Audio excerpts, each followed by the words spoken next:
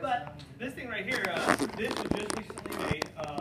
My son created this in a program, and then I gave it to Mr. Lloyd, and Mr. Lloyd put it in the three-dimensional printer and actually just printed this off.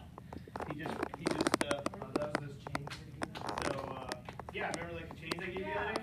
So here's like another example. I mean, we want to make things that are much bigger. Like our machine is big enough to make a helmet like that back there. So this was. Why are you making that?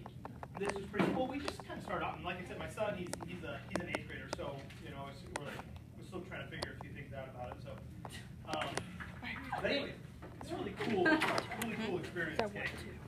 So, I had some.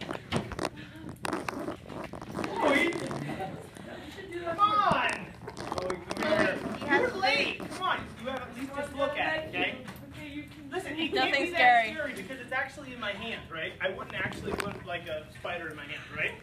That'd be freaky, right? People don't actually touch spiders. It's nothing scary. Chloe, it's nothing scary. Chloe, come on! Okay, fine. Scary.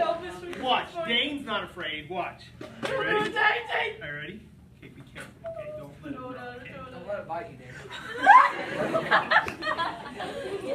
Do you think it was real?